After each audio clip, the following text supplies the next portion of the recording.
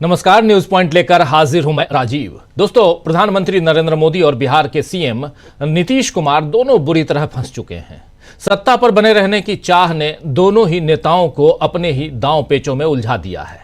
मोदी को राहुल गांधी से और नीतीश कुमार को तेजस्वी यादव से चुनौती मिल रही है और उधर इनके इर्द गिर्द ऐसे विवाद खड़े हो रहे हैं जिन पर अब जनता भी सवाल उठा रही है। आपको बता दूं कि राहुल गांधी आज और कल गुजरात दौरे पर हैं और जिसमें वो जमीनी स्तर के कार्यकर्ताओं से लेकर कांग्रेस पदाधिकारियों के साथ बैठक कर रहे हैं। राहुल के गुजरात पहुंचते ही मोदी भी गुजरात पहुंच गए हैं, जबकि अभी 3 दिन वो अपने गृह राज्य में बिता कर आए हैं और कम से कम 7 घंटे तो उन्होंने वनतारा में जानवरों के बीच ही गुजार दिए। लोग सवाल कर रहे हैं कि मोदी के पास इतनी फुर्सत आखिर कैसे है कि लोगों की तकलीफ को छोड़कर नरेंद्र मोदी अंबानी के साथ पिकनिक मना रहे हैं। खैर, इधर नीतीश कुमार को भी तेजस्वी यादव का डर अब इतना सता रहा है कि वो सीधे राबड़ी देवी पर हमला बोलने लगे हैं। आज नीतीश कुमार ने विधानसभा में कह दिया कि इनके हस्बैंड जेल गए तो इन्हें सीएम बना दिया। आइए सुन लेते हैं, यहीं से शुरुआत करते हैं। नीतीश बाबू की बाइट बहुत इंपॉर्टेंट है और इनके हस्बैंड टूट गए, जेल गए, जो भी हुआ, लेकिन उसके कारण राबड़ी देवी को सीएम बना दिया। सुन लीजिए जरा, आखिर ऐसी बात कह क्यों रहे थे। सुनिए नीतीश बाबू की जुबानी।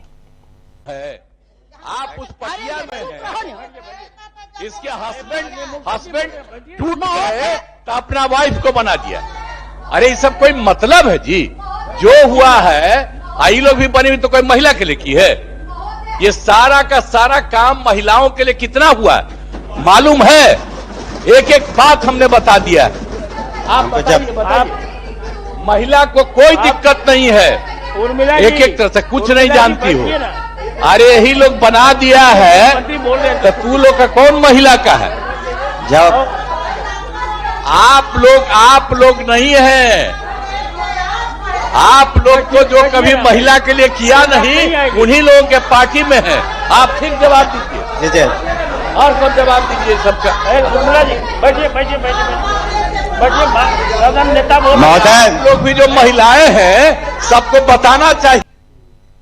तो सुन रहे थे आप यहां सीधा कैसी जुबान, कैसी भाषा का इस्तेमाल कर रहे हैं यहां पर नीतीश कुमार, आप समझ सकते हैं। और इसको बना दिया राबड़ी देवी के लिए। जो बातें, जो जिस भाषा का इस्तेमाल कर रहे हैं नीतीश बाबू, उस पर अब तेजस्वी यादव ने बड़े तरीके से और सलीके से जवाब दिया है। सुनिए क्या कुछ कहा है तेजस्वी यादव ने, जरा उनकी जुबानी। तेजस्वी यादव की बाइट अभी आपके सामने हम लेके आते हैं और उधर नीतीश के लिए अब एक और मुसीबत बढ़ गई है और इस समय जरा सुन लीजिए तेजस्वी यादव को। देखिए, आदरणीय नीतीश कुमार जी को ये पता होना चाहिए कि बिहार की प्रथम महिला मुख्यमंत्री राबड़ी देवी जी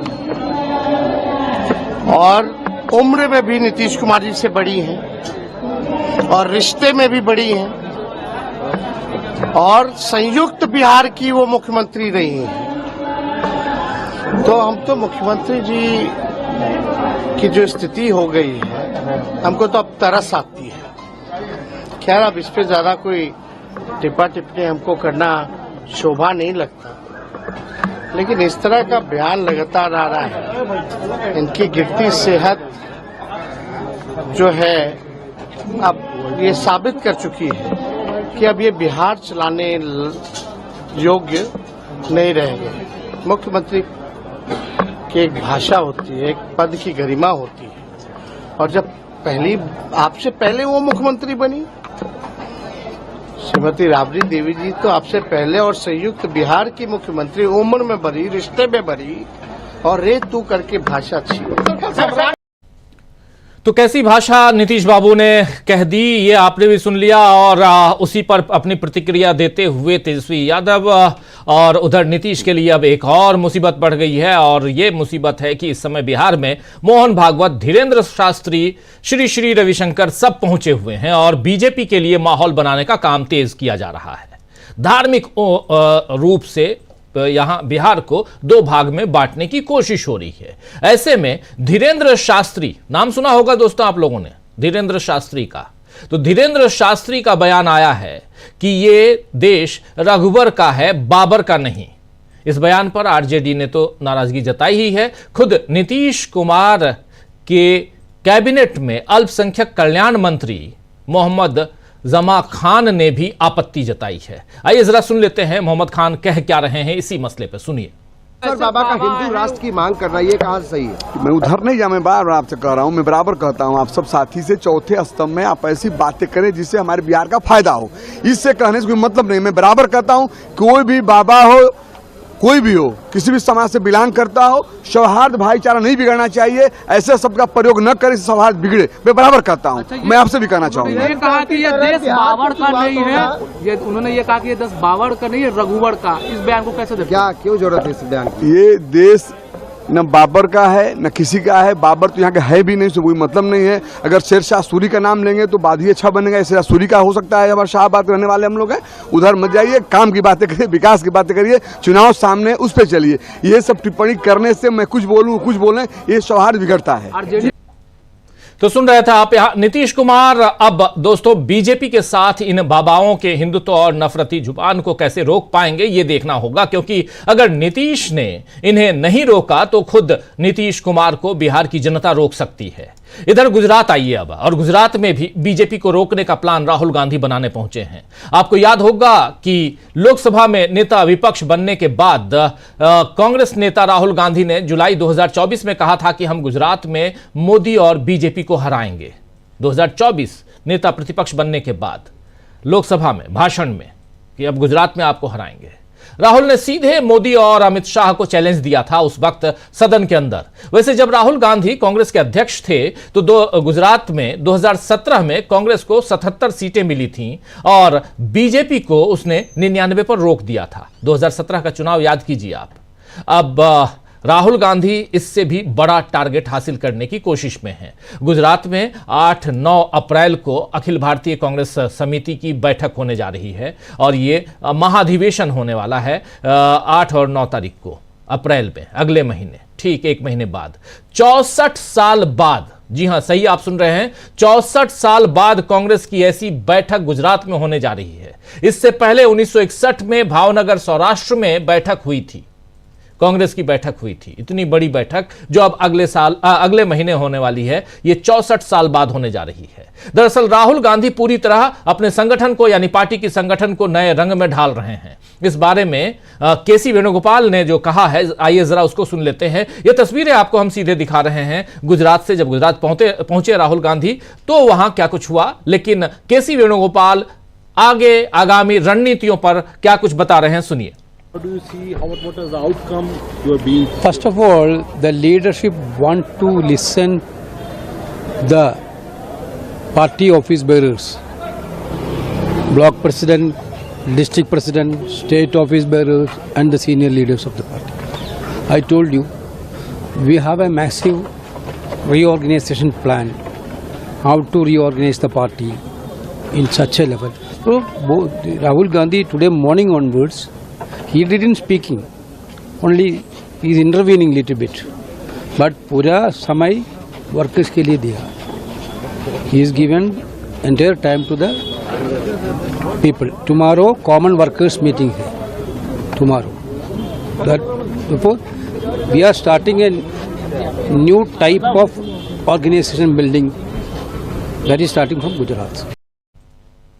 तो राहुल गांधी के मिशन गुजरात से मोदी घबराए हुए हैं और खुद भी गुजरात पहुंच गए हैं। उधर महाराष्ट्र में भी अब बीजेपी की मुसीबत बढ़ रही है, और कैसे बढ़ रही है वो बता रहा हूं आपको। जिस तरह लाड़की बहन योजना को जीत का कारण बताया था बीजेपी ने, उसी में अब बीजेपी घिर गई है। कल बीजेपी अंतर्राष्ट्रीय महिला दिवस पर महिलाओं के खाते में पैसे डालेगी, लेकिन इसमें किस तरह गड़बड़ कर रही है बीजेपी, इस पर शिवसेना सांसद प्रियंका चतुर्वेदी ने सवाल उठाए हैं। प्रियंका चतुर्वेदी शिवसेना से सांसद हैं, क्या कुछ कहा है उन्होंने, जरा सुन लीजिए। 2500 रुपए का जिसको लेकर कहा गया था कि कल से आम आदमी पार्टी भी लगातार सवाल कर रही है और इसको लेकर पत्र भी लिखा गया है मुख्यमंत्री को आतिशी की तरफ से। देखिए, ये बार बार ये लोग इसी तरीके का काम करते हैं। महाराष्ट्र में भी इन्होंने कहा 1500 से 2100 देंगे। अब तक महिलाओं को वो पैसे नहीं मिले हैं। जब सरकार बने हुए 2.5 महीने हो गए हैं। अब कह रहे हैं 8 मार्च को देंगे, पर जो 1500 था, जो 2100 का वादा किया था, वो भी नहीं दे रहे हैं। और ये भी बात हो रही है कि सारी जो महिलाएं हैं उनके करीब 60 लाख महिलाओं जो बेनिफिशरीज थी उनके नाम काटेंगे, फिर पैसा दिया जाएगा। तो यानी आप कितना लोगों को मूर्ख बनाने का काम कर रहे हैं, कितना अपना वादा खिलाफी कर रहे हैं। और दिल्ली में भी जो हो रहा है दिखाता है कि भारतीय जनता पार्टी वोट पाने के लिए ऐसे वादे करती है, पर उनके पास कोई प्लान नहीं है उसका इम्प्लीमेंटेशन के लिए। महाराष्ट्र ने देख लिया और अब शायद दिल्ली को भी यही भुगतना पड़ रहा है। तो सुन रहे थे आप, कुल मिलाकर किस तरह मोदी और नीतीश इस समय फंसे हुए दिख रहे हैं, आज इसी पर चर्चा करेंगे। दोस्तों, एक तरफ नरेंद्र मोदी, आखिर क्यों 3 दिन बिताने के बाद दोबारा उनको गुजरात पहुंचना पड़ा? नरेंद्र मोदी आखिर क्यों गुजरात गए? क्या राहुल गांधी से डर गए हैं नरेंद्र मोदी? और दूसरी तरफ तेजस्वी यादव के सामने क्यों परेशान हैरान नजर आ रहे हैं नीतीश बाबू? आज राबड़ी देवी पर बयान देकर क्या नीतीश बाबू भी फंस गए हैं? ये तमाम बातें, तमाम सवालों का जवाब ढूंढने की कोशिश करेंगे। हमारे साथ कुछ वरिष्ठ साथी जुड़े हुए हैं, उन सबसे आपका परिचय करवाता हूं। स्क्रीन पर जरा हमारे तमाम साथियों को ले आइए। देखिए, इस वक्त हमारे साथ 5 वरिष्ठ साथी जुड़े हुए हैं। अमलिंदु उपाध्याय जी हैं, प्रशांत टंडन जी हैं, सुनील शुक्ला जी हैं, अनिल सिन्हा जी हैं और प्रेम कुमार जी हैं। आप पांचों का स्वागत है, इस्तकबाल है। स्वागत इस्तकबाल आप तमाम दोस्त, साथी, शुभचिंतक आप सबका, जो अब तक जुड़ चुके हैं उनका भी, जो जुड़ने वाले हैं उनका भी इस कार्यक्रम में करता हूं। सीधे आना चाहता हूं जरा प्रेम कुमार जी आपके पास। प्रेम कुमार जी, क्या राबड़ी देवी पर बयान देकर नीतीश कुमार ने इधर महागठबंधन का जो रास्ता है उसको बंद कर दिया है? और दूसरी बात, महागठबंधन ने, यानी ये कह लें इंडिया गठबंधन ने, वहां जो महागठबंधन है उसने तेजस्वी यादव को अपना नेता मान लिया है। कल महागठबंधन की बैठक हुई थी जिसमें साफ साफ कहा गया है कि बिहार में हम तेजस्वी यादव के नेतृत्व में ही चुनाव लड़ेंगे, यानी सीएम का चेहरा तेजस्वी यादव होंगे। ये अघोषित तौर पर महागठबंधन ने यहां पर रख दिया है कल की बैठक में। क्या इसके बाद से नीतीश बाबू परेशान नजर आए? और नीतीश बाबू ने आज तेजस्वी यादव पर जो माफी चाहूंगा, राबड़ी देवी पर जो बयान दिया है, इस बयान के बाद क्या उनके लिए मुसीबत और बढ़ सकती है? जी शुक्रिया राजीव जी। ये बात साफ है कि आज जो बयान नीतीश कुमार दे रहे थे उसमें व्यक्तिगत रूप से खुन्नस ज्यादा था, शब्दों की कमी थी। ऐसा बोल रहे थे जैसे मान लीजिए कोई नया नौसिखवा कोई बोल रहा हो, उनकी भाषा में तल्खी थी, उनकी भाषा में नफरत थी और ऐसा लगा नहीं कि ये बहुत पुराने 2 मित्र जो लालू और नीतीश माने जाते हैं वो कहीं नजर नहीं आया। और राबड़ी देवी जी के लिए जो बात उन्होंने अपनी पत्नी को ऐसा कर दिया वैसा कर दिया कह करके उन्होंने कहा, तो ये सारी बातें ये बताने की कुछ तो कारण है कि ये इतना फ्रस्ट्रेट हुए। तो जो कारण दिख रहा है वो यही है कि तेजस्वी यादव को एक नेता के तौर पर महागठबंधन में स्वीकार किया जा रहा है। ये एक्सेप्टेबिलिटी, चूंकि उनकी राह में महागठबंधन में वापसी और उसका लीडरशिप करने की जो उनकी इच्छा और सफलतापूर्वक पहले भी उन्होंने किया था, तो उस मार्ग में एक बाधा बन करके तेजस्वी सामने है। और अब लगता तो किसी भी तौर से नहीं है कि नीतीश कुमार इधर या उधर के एक्सेप्टेबल लीडर के तौर पर आगे राजनीति कर पाएंगे विधानसभा चुनाव के बाद। न तो एनडीए उनको मुख्यमंत्री बनाने को तैयार है और न महागठबंधन में अब नीतीश कुमार को मुख्यमंत्री बनाने के लिए कोई तैयार है। तो ऐसी स्थिति में ये एक फ्रस्ट्रेशन है जो दिख रहा है। तो ऐसे में ये होता है कि क्या नीतीश कुमार को कोई तैयार होगा तब वो मुख्यमंत्री बनेंगे, ये बात आती है। क्योंकि हमने भी बार बार विश्लेषण किया है कि नहीं, दूसरे दल जो है वो मजबूर होकर के उनको मुख्यमंत्री स्वीकार करते हैं। लेकिन जिस तरह से नीतीश कुमार की ताकत में लगातार गिरावट देखी गई है और इस बार भी बीजेपी ने पूरा प्रबंध कर रखा है कि नीतीश कुमार की ताकत को बढ़ने नहीं देना है, तो इस हिसाब से देखें तो उनकी ताकत और गिरेगी, घटेगी अगर वो एनडीए में चुनाव लड़ते हैं, क्योंकि महागठबंधन में उन्होंने रास्ता खुद बंद किया है राबड़ी देवी पर और लालू प्रसाद पर हमला करके। अगर ये रास्ता वो बनाए रखते तो उनकी बार्गेनिंग पावर बीजेपी में भी मजबूत होती। अब तो बार्गेनिंग पावर एनडीए में उन्होंने खत्म कर लिया। एनडीए में अब उनको जो सीट लड़ने के लिए दिया जाएगा उतना लड़ना होगा, और निश्चित रूप से बराबरी का हक एनडीए उनको देने नहीं जा रहा है। तो ये भावी आने वाले समय में नीतीश कुमार की सियासत में ह्रास हो रहा है, उनकी एक्सेप्टेबिलिटी खत्म हो रही है, और ये फ्रस्ट्रेशन है जो उन्होंने उसकी एक तरह से मुहर लगा दी है कि नीतीश कुमार ने, जहां तक बिहार का सवाल है। दूसरी तरफ ये है कि बिहार से थोड़ा अलग निकले तो एनडीए को जो चुनौती राहुल गांधी दे रहे हैं और राहुल गांधी के साथ मिलकर के तेजस्वी यादव महागठबंधन दे रहा है, वो चुनौती एक अपने आप में बड़ी चुनौती है। बिहार से बाहर भी गुजरात में जाकर के ललकारना, वो एक तरह से वो कॉन्फिडेंस है जिसको राहुल गांधी रिवाइव कर रहे हैं, जो लोकसभा चुनाव के बाद उन्होंने हासिल किया था जनता के वोटों की शक्ति से।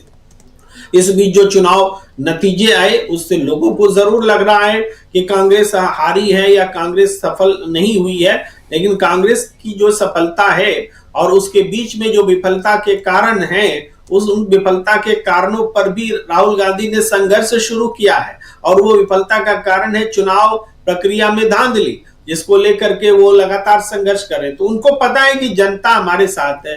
राहुल गांधी को पता है कि महाराष्ट्र में भी जनता ने हमें लोकसभा चुनाव के समय जितना वोट दिया उतना ही विधानसभा चुनाव के ही समय वोट दिया, तो हम कैसे मान लें कि जनता ने हमें कमजोर किया है। तो राहुल गांधी का के हौसले बुलंद है कि जनता उनके साथ है, और यही हौसला उनको गुजरात में भी देता है, और फिर से संगठन को ब्लॉक स्तर पर खड़ा करना, वैसी कोशिश करना, हालांकि आसान काम नहीं है, आसान काम नहीं है आम लोगों के लिए, लेकिन राहुल गांधी के लिए मुश्किल काम नहीं है।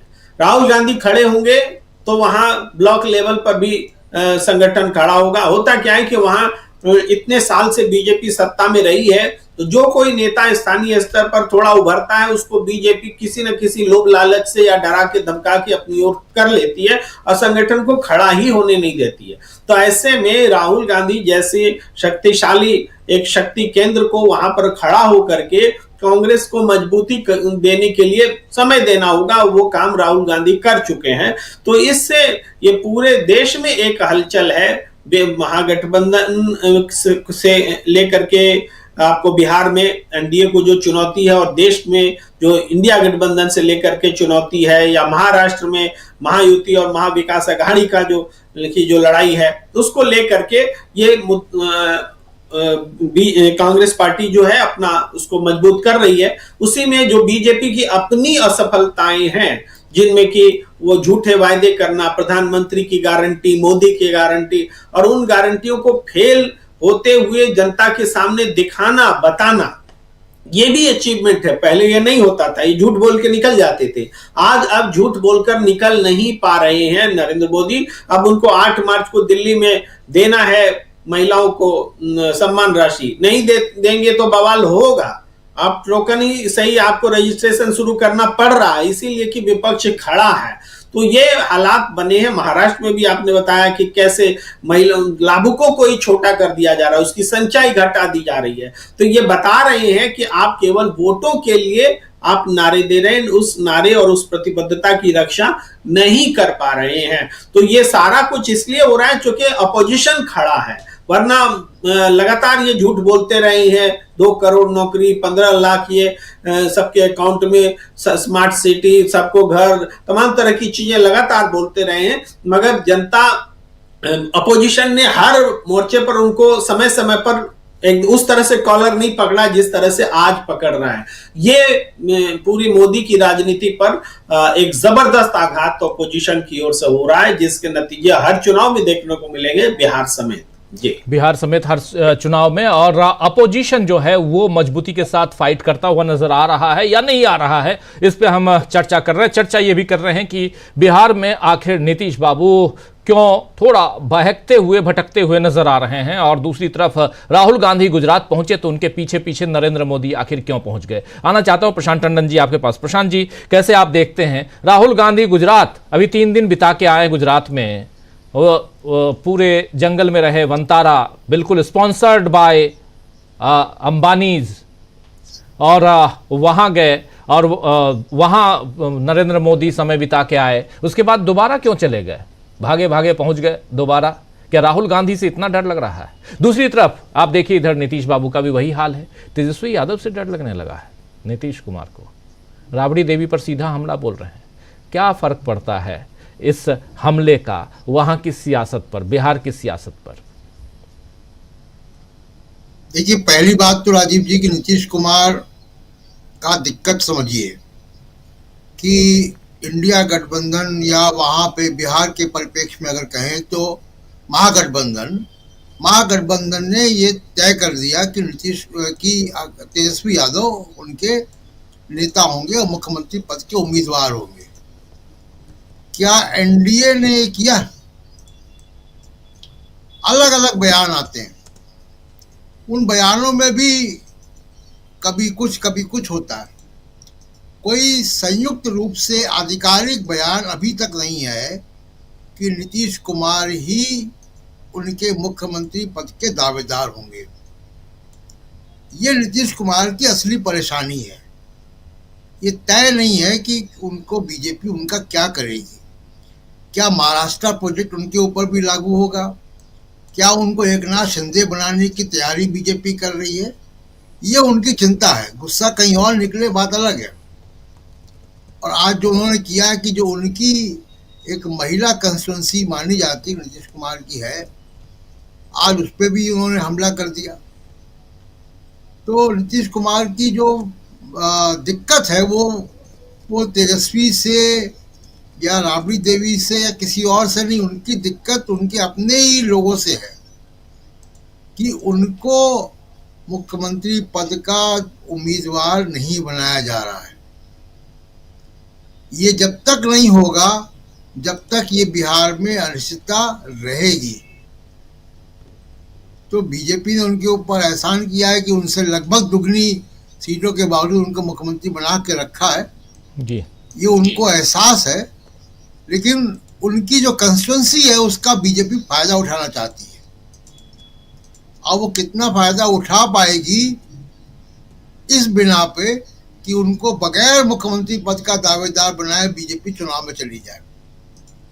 तो चुनाव तक काफी कुछ हम लोगों को उम्मीद है कि देखिए कि क्या होता है, क्योंकि ये इशू सॉर्ट आउट होना है। ये इतना आसान इशू नहीं बीजेपी के लिए भी, और ये इतना आसान इशू नीतीश कुमार के लिए भी नहीं है कि वो इस तरीके के ह्यूमिलेशन में चुनाव लड़े। एक बात। दूसरी बात, जो मोहन भागवत जी वहां गए हैं, देखिए वो कोई आरक्षण विरोधी अभियान वहां चल रहा है। ये जितने बाबा लोग गए हैं इनका क्या व्यू पॉइंट है? जी, ये सारे बाबा आरक्षण विरोधी लोग हैं। ये दलित विरोधी हैं, ये पिछड़ा वर्ग के विरोधी हैं, ये मुसलमान के विरोधी हैं। और ये बिहार में एक नए प्रकार की राजनीति करने गए हैं। वहाँ पे एक और जो कभी चुनाव विश्लेषण किया करते थे वो भी यही काम करते हैं, उनकी भी एक पार्टी बनी हुई है, वो भी आरक्षण विरोध में ही काम कर रहे हैं। आप उनके बयानों को आप देखिए, उनके बयान जातिवाद जनगणना से ही आते हैं, उसके खिलाफ आते हैं। नीतीश कुमार ने जो बड़ा काम किया उनकी सरकार ने, जब आरजेडी के साथ उनकी सरकार थी, कि वहाँ पे जातिवार सर्वे करवाया, लेकिन वो इम्प्लीमेंट नहीं हुआ। वो आरक्षण की सीमा उस पर लागू नहीं हुई, उस अनुपात के हिसाब से। बिहार के चुनाव में यही मुद्दा सबसे बड़ा मुद्दा होगा। एग्जाम पेपर लीक, बेरोजगारी, महंगाई, ये सब बातें हैं, लेकिन जो सबसे बड़ा मुद्दा है वो सामाजिक न्याय का मुद्दा होगा। बिहार का चुनाव इसी सामाजिक न्याय के मुद्दे पर होगा। उसमें तेजस्वी यादव की, लालू प्रसाद यादव की बड़ी एक पुरानी पोजीशन है, बहुत फर्म पोजीशन है। राहुल गांधी की अब एक पोजीशन है, जो वामपंथी पार्टियां हैं वहाँ पे CPI-ML उसका एक वहाँ पे पृष्ठभूमि है, जिन लोगों के बीच उसका एंगेजमेंट है। ये जो बाबा लोग जा रहे हैं और जो ये मोहन भागवत गए हैं, ये नुकसान करेगा इनकी यात्रा, क्योंकि धीमे धीमे ये मामला खुलेगा कि ये लोग वहाँ पे किसी आरक्षण विरोधी अभियान में बिहार में गए हुए हैं। अब जहाँ तक गुजरात में जो कांग्रेस पार्टी कर रही है और जो राहुल गांधी वहाँ पे, देखिए राहुल गांधी को का कनेक्ट और नैरेटिव, ये दोनों चीज उन्होंने स्टैब्लिश कर ली है। अब जो ऑर्गेनाइजेशन की बात है, मैं कहूँगा कि 2-3 चीजें उनको बहुत स्पष्ट तौर पे करनी चाहिए कांग्रेस पार्टी को। सबसे ज्यादा नुकसान कांग्रेस का पिछले 10-12 साल में किसी ने अगर किया है तो टीवी मीडिया ने किया है, और ये टीवी मीडिया बड़ी बेशर्मी के साथ सांप्रदायिकता का नैरेटिव, नफरत का नैरेटिव, दलित के खिलाफ, किसान के खिलाफ, हिंदू मुसलमान नैरेटिव खड़ा करता है। लगातार ये कांग्रेस के खिलाफ काम करता है, लगातार। राहुल गांधी की इमेज खराब करने में इसका बहुत बड़ा रोल है। कांग्रेस पार्टी अगर अपनी भविष्य की रणनीतियां अगर तय कर रही है तो उसको मीडिया के बारे में बहुत संजीदगी से सोचना चाहिए कि वो कौन सा मीडिया है। मैं एग्जांपल देता हूं, जैसे आपका डिजिटल मीडिया है, डिजिटल मीडिया का प्रसार है, बहुत बड़ा प्रसार है। लोकसभा के चुनाव में हमने उसका असर भी देख लिया। रीजनल मीडिया है, रीजनल मीडिया उतना सांप्रदायिक नहीं है जितना सांप्रदायिक ये तथाकथित नोएडा का जो मीडिया है। कैसा इंगेजमेंट करना है अखबारों से, वेबसाइट से, जो नए न्यू मीडिया है उससे। ये कांग्रेस को, ये जो जहर वाला मीडिया है, जहर उगलने वाला मीडिया, जब तक कांग्रेस इसके खिलाफ एक बड़ी लकीर नहीं खींचेगी तब तक कांग्रेस कितना भी मेहनत कर ले, ये मीडिया का असर है, ये हम नहीं कह सकते कि असर नहीं है, बिल्कुल असर है, व्यापक असर है।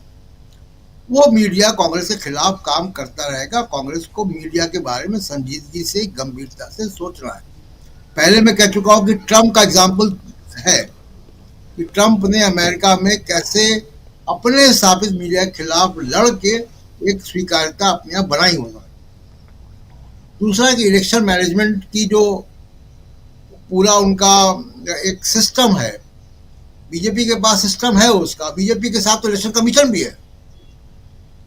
कांग्रेस को एक सिस्टम क्रिएट करना है कि इलेक्शन डिपार्टमेंट एक जो हो उसका दिन रात 24 घंटे काम ही ये हो। और तीसरा काम जो कांग्रेस को करना है कि इलेक्शन कमीशन की जवाबदेही। ये जो वोटर लिस्ट की गड़बड़ी है, ये जो 37 लाख 38 लाख मतदाता 5 महीने में महाराष्ट्र में आ जाते हैं, ये दिल्ली से जो गायब हो जाते हैं मतदाता, ये जो बंगाल में, गुजरात के और हरियाणा के जो है वो मतदाता पाए जा रहे हैं, ये जो धांधली है वोटर लिस्ट की, इस पे कांग्रेस पार्टी को इलेक्शन कमीशन की जवाबदेही तय करनी होगी। ये अगर मुख्य मुद्दे कांग्रेस वहां से तय करके निकलती है, इस पर काम होता है, तो निश्चित तौर पर इस वक्त देश में जो माहौल है, और दूसरे टर्म में आऊंगा तो जो टैरिफ वॉर चल रहा है और पीयूष गोयल जी वहां पे क्या कर पाए क्या नहीं कर पाए हैं, उसका भारत में क्या इम्पैक्ट होने जा रहा है, उस पर चर्चा करेंगे।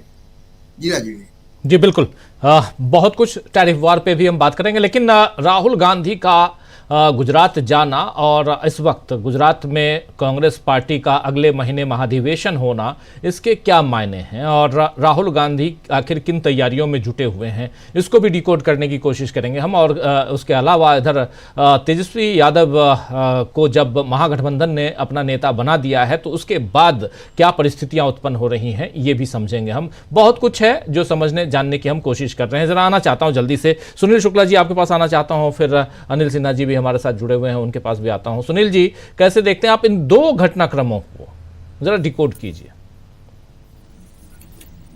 धन्यवाद राजीव जी। राहुल गांधी का गुजरात जाना बहुत ही गुजरात की राजनीतिक परिस्थितियों की वजह से बहुत ही आवश्यक था। गुजरात में ऐसा नहीं कि सब कुछ भारतीय जनता पार्टी के पक्ष में है या पूरी तरह से भारतीय जनता पार्टी बहुत लोकप्रिय है। भारतीय जनता पार्टी एक राजनैतिक जो खालीपन है उसका फायदा उठा रही है। लोगों के मन में नाराजगी है। हालांकि मैं आपसे कह सकता हूं कि इस कुंभ के दौरान लगभग 50 परिवारों से, लेकिन उच्च मध्यम वर्गीय परिवारों से मैं मिला जो गुजरात के लोग गुजरात से आए हुए थे। उस उच्च मध्यम वर्गीय परिवारों में भारतीय जनता पार्टी को लेकर के कोई नाराजगी नहीं, लेकिन साथ साथ ये भी कह देगा, उनसे बात अगर आप कीजिए कि आखिर क्यों आप बीजेपी के साथ, क्यों नरेंद्र मोदी को आप स्वीकार करते, तो उसका कोई तर्क उनके पास नहीं है।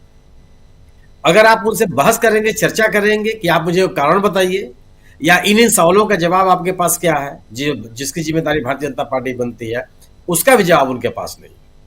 लेकिन वो ये कहते हैं कि कोई मजबूत राजनीतिक विकल्प उनको दिखाई नहीं पड़ता, और वह भारतीय जनता पार्टी इसका जबरदस्त तरीके से फायदा उठा रही है।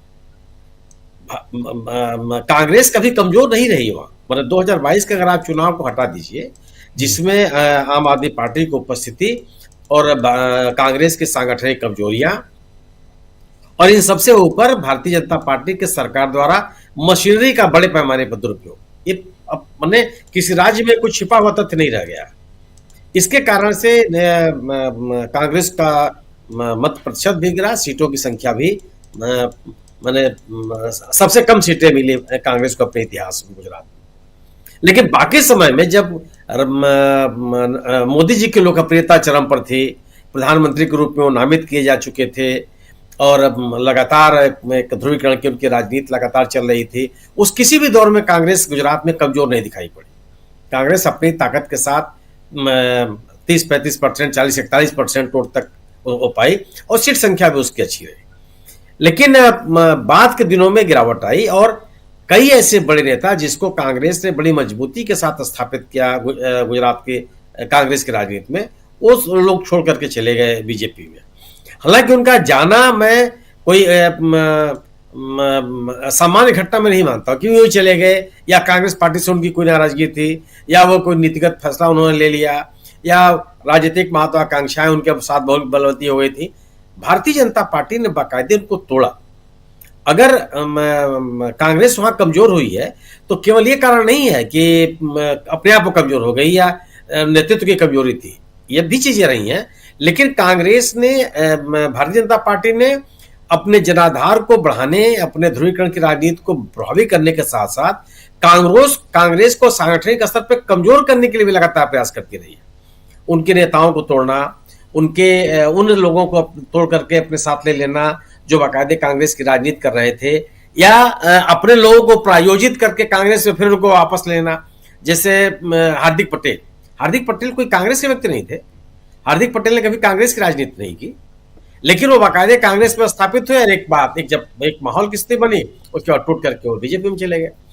तो आज गुजरात में जो बात कही थी लोकसभा में राहुल गांधी ने कि इंडिया दल समूह उनको हराएगा, ये तथ्य भी है कि इंडिया दल समूह के ने अपनी ताकत बढ़ाई है और तमाम लोगों को अपने साथ जोड़ा है।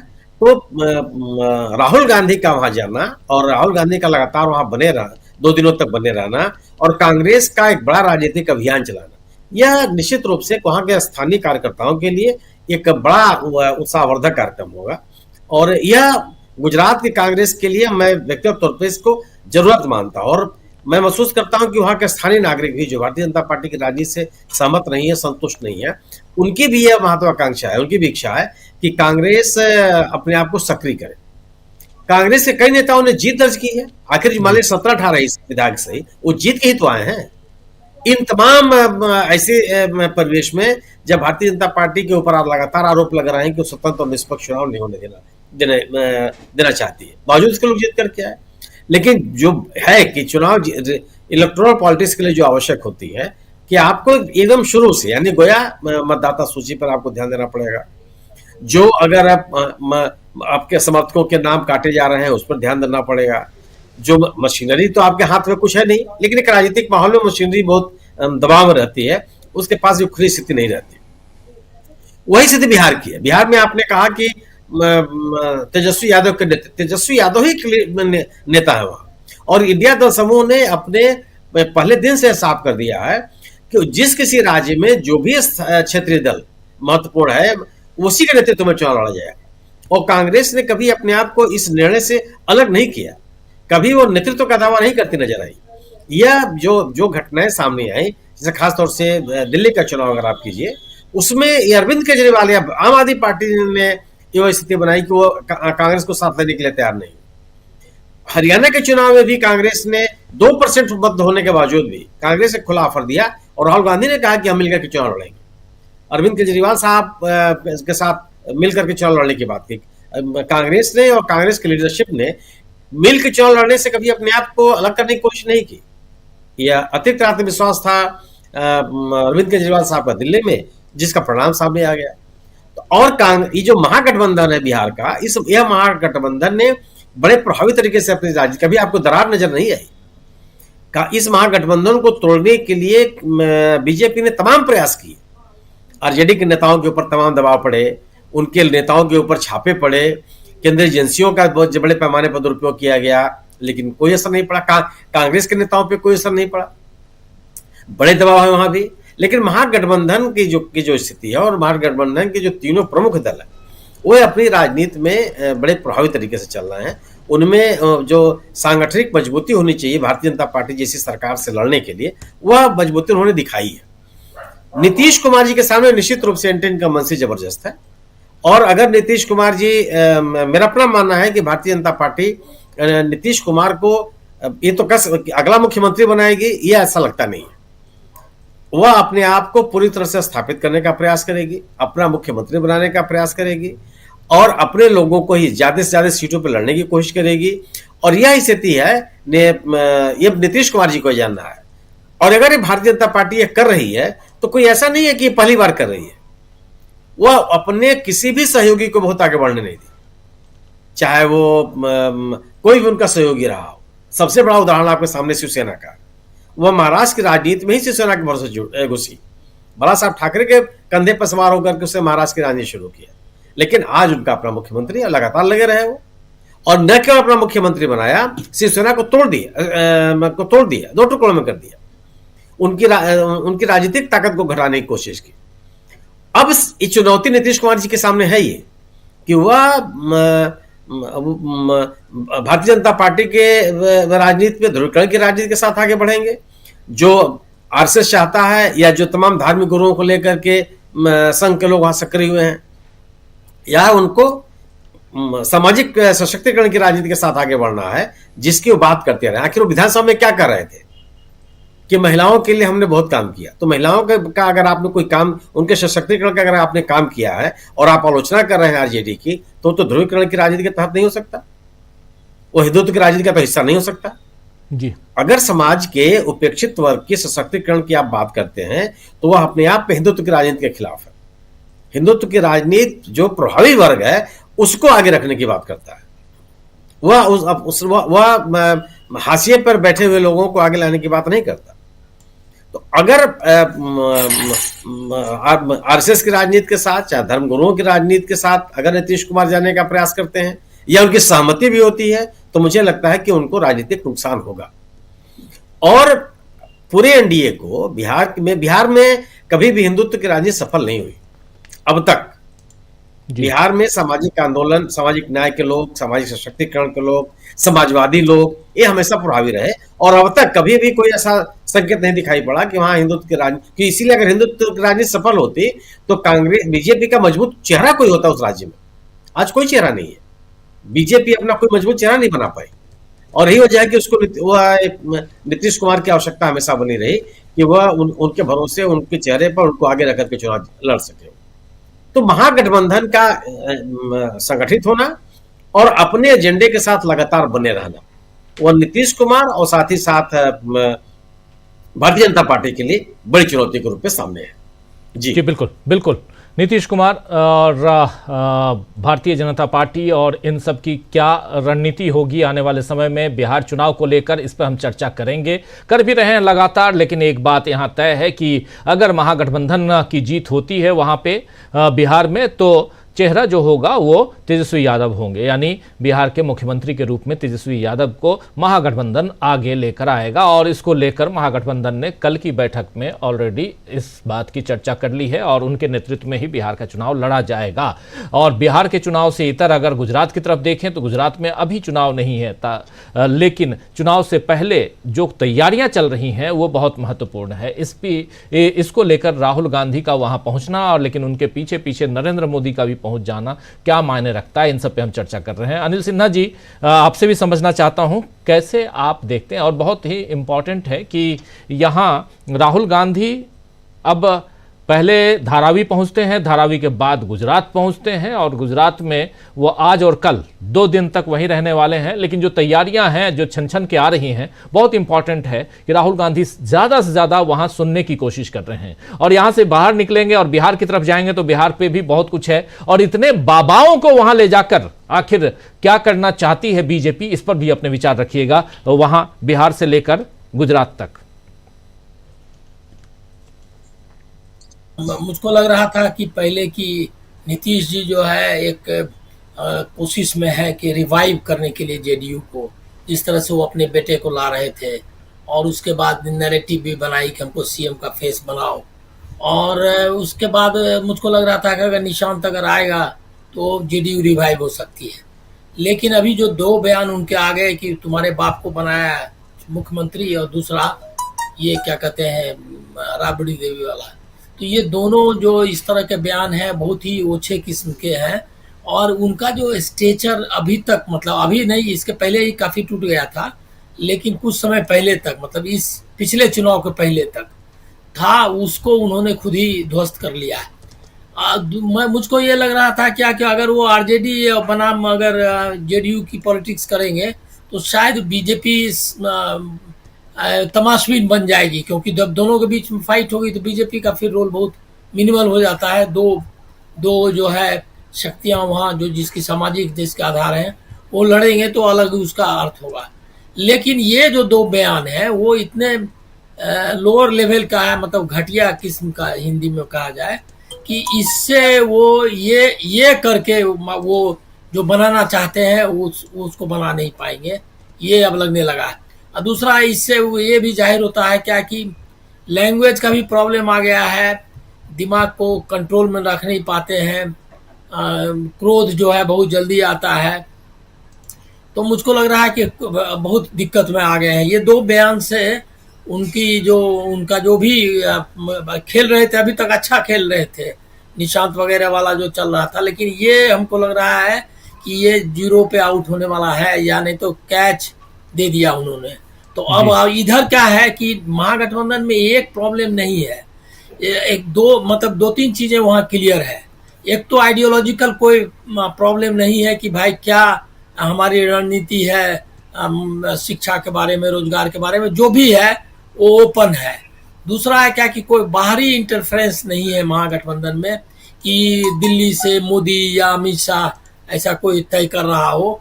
वहाँ करीब करीब लोग तय किया हुआ है कि भाई तेजस्वी हमारे नेता होंगे और आरजेडी सबसे बड़ी पार्टी हमारी लीडिंग जो पार्टी है वो रहेगी। तो ये बहुत ही इम्पोर्टेंट है।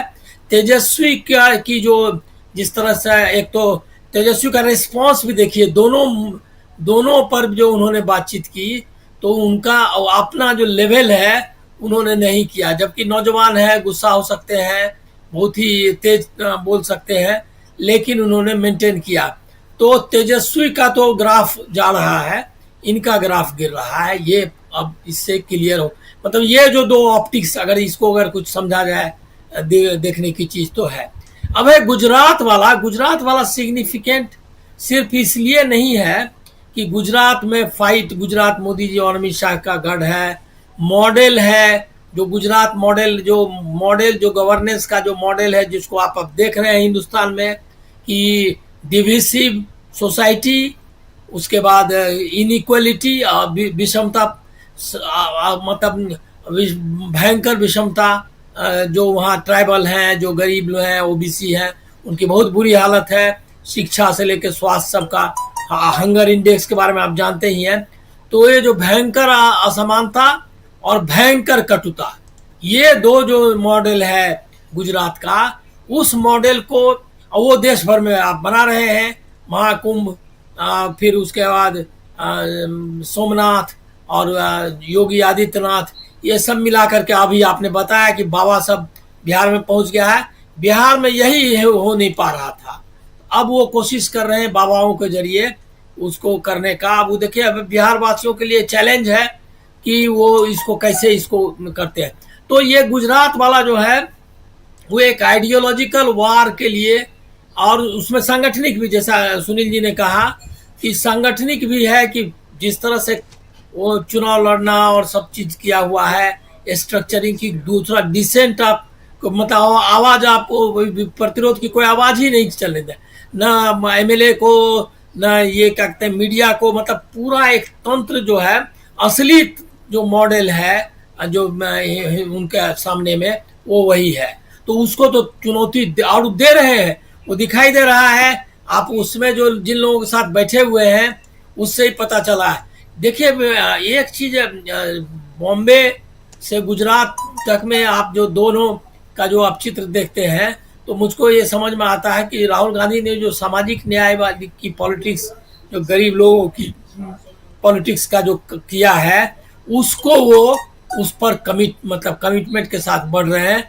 और वहां भी धारावी में भी ऐसे ही लोगों से मिले, वो उनको ही हाईलाइट किया, उनके मुद्दे को हाईलाइट किया। और यहाँ भी गुजरात में हमको दिख रहा है सामान्य कार्यकर्ता, सामान्य लोग, इसी से वो कम्युनिकेट कर रहे हैं। ये एक पॉलिटिकल, और इसी का, इसको आप तभी समझ सकते हैं जब इसका कंट्रास्ट आप देखें। महाकुंभ से नहाए अमेरिका, अमेरिका से आए तो अंबानी के यहाँ सीधे गए। जो शिफ्ट है वो देखिए कि अंबानी के पास वंतारा में जाना जो है, वो एक एकदम क्लियर करता है कि वो वहाँ जंगल देखने के लिए नहीं गए थे, वो अंबानी से मिलने गए। अंबानी को बुला भी सकते थे, लेकिन उसको बुलाने के बदले उसी से मिलने चले गए। ये एक बहुत सिग्निफिकेंट चेंज है हिंदुस्तान की राजनीति में, जिसको कि बताना बहुत जरूरी है कि भारत का प्रधानमंत्री अब ऐसी हिम्मत नहीं रखता है वो अंबानी को दिल्ली बुलाए। वो अंबानी से मिलने के लिए उनके ही क्या कहते हैं, म्यूजियम कहिए या रिसोर्ट कहिए या जो भी कहिए, वहां चला जाता है, अपना समय बिताता है। इसीलिए आप देखिएगा क्या कि बहुत अखबार इतने बोगस हो चुके हैं। मतलब आपको कहना पड़ेगा कि आज का अखबार ही जो महाराष्ट्र में मैं देख रहा हूँ, 30 पीछे अंदर के पेज पर एक छोटी सी डबल कॉलम की खबर लगाई है राहुल गांधी की, और जितनी अनसंट खबरें हैं औरंगजेब से लेकर के बाकी जितना है, वो सब जो है खूब जम के ऊपर पहले पृष्ठ पर है। ये हिंदी और अंग्रेजी सारे अखबारों का है। तो उसमें मैंने नोट किया कि जो वंतारा की खबर है, उसमें अंबानी से मिलने वाली, जो अंबानी सीनियर से मिलने वाली खबर है, उसको नहीं ज्यादा दिखाया। इनको शावक से मिलता हुआ, मतलब जो भी है, वो जो तफरीह वाले खबरें हैं, लोगों को ये बताया जा रहा है। असली जो है जो खबर है कि अंबानी से वो मिलने गए, अमेरिका से अंबानी भी लौटा, ये भी लौटे हैं, और वो जो है उससे क्यों मिलने गए, क्या मिलने गए, और उनका क्या अभी का है, ये बताने के बदले। तो ये जो है बहुत सिग्निफिकेंट है। और फाइट बिहार में हो चाहे यहाँ हो, कम्युनलिज्म और कॉरपोरेट एक तरफ और बाकी लोग एक तरफ, ये आपको दिख रहा है। लेकिन एक बात इसमें आप ध्यान रखिए कि कोशिश यही है कि पोलराइजेशन ही मुद्दा, जैसे कि महाराष्ट्र में भी चालू है वो अबू आसिम आजमी का, और भी मुद्दा। अब यहाँ पर देखिए वो भटक गया मामला, जो बीड मतलब धनंजय मुंडे को ये किया, क्या कहते हैं, इस्तीफा किया, और कितना बड़ा मुद्दा है। एक्सटॉर्शन, ये क्या कहते हैं, कमीशन खोरी, उसके बाद मतलब गुंडागर्दी, ये सब का जो माहौल है, इसको भटकाने के लिए वो उसके तरफ ले गए। तो हमको लग रहा है क्या कि पॉलिटिक्स अपनी जगह जा रही है, मीडिया अपनी जगह जा रही है। आज एक मीडिया में एक बड़े जो नेशन वांट्स टू वाले हैं, वो जो है वो गुरुजी का इंटरव्यू ले रहे थे। श्री आगे आप लगा लीजिए, खुद ही नंबर लगा लीजिए, वो जो उनका नाम है वो छोड़ करके। तो वो जो है नंबर जो है श्री श्री का उनको गुरुजी करके, और वो पूरा इंटरनेशनल और नेशनल लेवल की बातें बता रहा था। मतलब वो राजनीतिक दुनिया कैसी होनी चाहिए और होगी और क्या चल रहा है इसके बारे में ज्ञान दे रहा था। वो आप समझ लीजिए। और वैसे ही धीरेन्द्र शास्त्री जी को तो आप जानते ही हैं कि वो किस तरह का ज्ञान देने वाला पार्टी है। तो ये जो है वो अब ये लेकिन एक चीज है, लास्ट पॉइंट जी, इससे जाहिर होता है कि जो कंटेंट है हिंदुत्व की लीडरशिप का वो जीरो हो गया है। अब उनके पास कोई कंटेंट नहीं है। अभी बाबाओं क्या कहते हैं, तांत्रिकों, टोटका और ये क्या कहते हैं मीडिया और बाघ और क्या कहते हैं मगरमच्छ, इसके जरिए अब वो लोगों को चाहते हैं। एकदम मदारी वाला सीन है हिंदुस्तान का 17th सेंचुरी का, 18th सेंचुरी का हिंदुस्तान जो है वो आपको एकदम बढ़िया से दिखाई दे रहा है कि अपना उसमें अब खाली एक दो चीज बच गया है कि कवि सम्मेलन और मीडिया का और भी कुछ इसी तरह का समागम। ये हमको लग रहा है कि उनके अभी एजेंडा में कहीं पर प्रोग्राम में जल्दी ही हमको दिखना चाहिए, ऐसा मेरा मन कह रहा है। पता नहीं क्या होता है। जी जी बिल्कुल। अमलेंदु उपाध्याय जी, इन दोनों राज्यों में वहां की सियासत और उन सब के बीच एक तरफ नरेंद्र मोदी, राहुल गांधी, दूसरी तरफ नीतीश कुमार, तेजस्वी यादव, क्या कहेंगे? देखिए राजीव जी, दोनों जगह हलचल काफी ज्यादा तेज है और दोनों ही जगह सत्तारूढ़ दल जो है वो काफी ज्यादा बेचैन नजर आ रहे हैं। और प्रधानमंत्री नरेंद्र मोदी का गुजरात दौरा पहले से प्रस्तावित नहीं था राजीव जी, लेकिन राहुल गांधी के पहुंचने की खबर आने के बाद कल अचानक से दौरा बना है। और राज्य सरकार की विज्ञप्ति जो जारी की गई उसमें बताया गया है कि प्रधानमंत्री वहां जाकर रोड शो भी करेंगे और मिलेंगे लोगों से, जाने क्या क्या करेंगे सब बताया गया है। और 2 दिन रहेंगे, यानी 2 दिन का राहुल गांधी का दौरा है और प्रधानमंत्री भी 2 दिन वहां अपना जाके समय व्यतीत करेंगे, रोड शो वगैरह करेंगे। तो समझा जा सकता है कि राहुल गांधी ने गुजरात को जितनी गंभीरता से दिया है, अभी से शुरू कर दिया है। और इसके पीछे राजीव जी आज वो खूब वायरल भी हो रहा है राहुल गांधी का पुराना वो वीडियो, जिसमें उन्होंने कहा कि लिख कर ले लो, हम जो है गुजरात में इस बार अपनी सरकार बनाएंगे और तुमको सरकार से बाहर कर देंगे। तो लगता ये है कि लोग तो वैसे ही वायरल कर रहे होंगे उस वीडियो को, लेकिन नरेंद्र मोदी ने शायद राहुल गांधी के उस भाषण को बहुत गंभीरता से लिया और राहुल गांधी जब पहुंचे हैं तो नरेंद्र मोदी भी पीछे पीछे पहुंच गए। तो गुजरात में तो राजीव जी जिस तरीके से लग रहा है कि प्रधानमंत्री घबराकर जो है, घबराना ही कहा जाएगा इसको, घबराकर पहुंचे, क्योंकि पहले से कार्यक्रम तय नहीं है और आप पहुंच रहे हैं। और अभी आप होके आए हैं, 3 दिन रह के आए हैं, पहले गए थे अंबानी के लिए, आप समझ लीजिए कि अडानी के लिए जा रहे हैं। इधर आज जो राजीव जी वहां एक और घटना है कि वो जो कई देशों के प्रतिनिधिमंडल महिलाओं के जो है सांसदों के वो पहुंचे हैं अडानी का सब देखने के लिए कि कहाँ उनका मुंद्रा पोर्ट है, कहाँ क्या है। तो यानी सब कुछ चल रहा है, तो किसके लिए काम कर रहे हैं प्रधानमंत्री ये भी साफ समझ में आ रहा है। लेकिन जो राजीव जी बिहार में हो रहा है, बिहार में नीतीश कुमार जिस तरीके से एकदम डिसबैलेंस हो रहे हैं, हालांकि इतना डिसबैलेंस नहीं होना चाहिए था, चूंकि उन्होंने अगर पीठ थपथपाई थी सम्राट चौधरी की, तो सम्राट चौधरी ने वो हक अदा कर दिया। सम्राट चौधरी ने कह दिया कि नीतीश कुमार ही हमारे फेस रहेंगे और नीतीश कुमार ही मुख्यमंत्री बनेंगे अगर सरकार बनती है। लेकिन नीतीश कुमार समझते हैं कि सम्राट चौधरी के कहने का कोई मतलब है नहीं जब तक कि नरेंद्र मोदी या अमित शाह में से कोई आकर नहीं कहे कि एनडीए का चेहरा नीतीश कुमार है और सरकार बनने के बाद भी अगर बनती है तो नीतीश कुमार ही मुख्यमंत्री बनेंगे। तब तक चाहे सम्राट चौधरी कुछ कहते रहे, चाहे कोई और कुछ कहता है, इसका कोई मतलब है नहीं। नीतीश कुमार ये समझ रहे हैं। तो नीतीश कुमार जो एक तरह से कहा जाए असंतुलित हो रहे हैं और भाषा के स्तर पर जिस तरह से गिरते दिखाई पड़ रहे हैं, तो ये राजीव जी इसी का प्रभाव है कि ठीक ठाक सब नहीं है। और आज ये भाषण देने के बाद नीतीश कुमार को समझना चाहिए कि उनकी bargaining power Bharatiya Janata party में वैसे ही कम हो रही थी। और अब आपने जो एक अभी तक लोग कह रहे थे, चर्चाएं चल रही थी, लालू प्रसाद यादव ने आपको न्योता दे दिया था और आपकी पार्टी के लोग भी बहुत कुछ इधर उधर की बातें करने लगे थे, लोग समझने लगे थे आप प्रधानमंत्री से बिना में लौट आ रहे थे। तो ये चर्चाएं चल रही थी कि आप कभी भी पलटी मार सकते हैं, लेकिन आज आपने सारे रास्ते खुद बंद कर लिए कि आप पलटी मारेंगे भी तो दूसरा दरवाजा जोर से बंद कर ले। अमित शाह ने भले ही कहा कि दरवाजे उनके लिए हमेशा के लिए बंद खोल दिए हों, लेकिन आज नीतीश कुमार ने ये काम कर दिया कि इंडिया गठबंधन अब चाह कर भी उनके लिए दरवाजे अपने नहीं खोलेगा।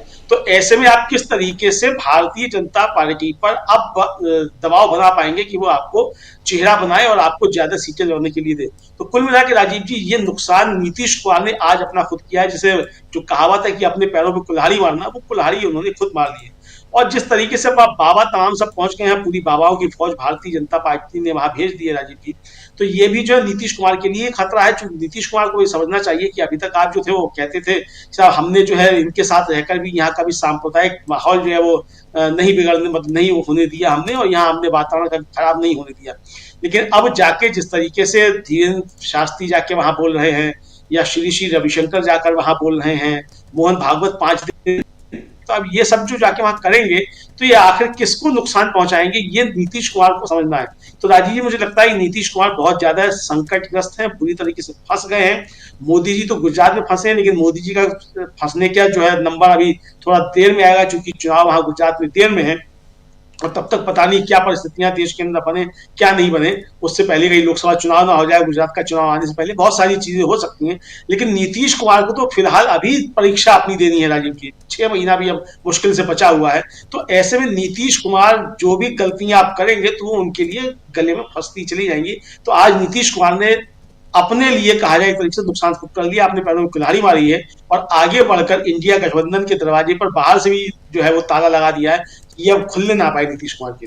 जी हाँ जी, बिल्कुल बिल्कुल आप सही कह रहे हैं। नीतीश कुमार से लेकर इधर राहुल गांधी तक, नरेंद्र मोदी तक, इन सब पे हम चर्चा कर रहे हैं। ज़रा एक बार फिर आना चाहता हूं प्रेम कुमार जी, राहुल गांधी की चर्चा ज़रूर आपसे करना चाहूँगा। आखिर 64 साल बाद गुजरात में फिर एक बैठक होने जा रही है। उस समय सौराष्ट्र में हुई थी बैठक, इस बार गांधीनगर में बैठक होने जा रही है, और अहमदाबाद में। और उससे पहले की तैयारियां, क्या राहुल गांधी इसको, जैसा उन्होंने कहा था संसद के अंदर, क्या उसी बात को आगे बढ़ाते हुए नजर आते हैं? कांग्रेस के अंदर खाने की जो तैयारियां हैं उस पर चर्चा होनी चाहिए। और बहुत ही सही कह रहे थे प्रशांत टंडन जी जब अपनी बात रख रहे थे कि यहाँ कांग्रेस को ये भी सोचना होगा कि मीडिया उसके पक्ष में कैसे आए। क्या कहेंगे इस पर?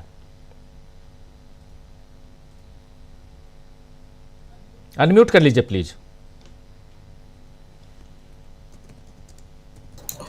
चुनौतियां तो बहुत हैं राजीव जी राहुल गांधी के लिए।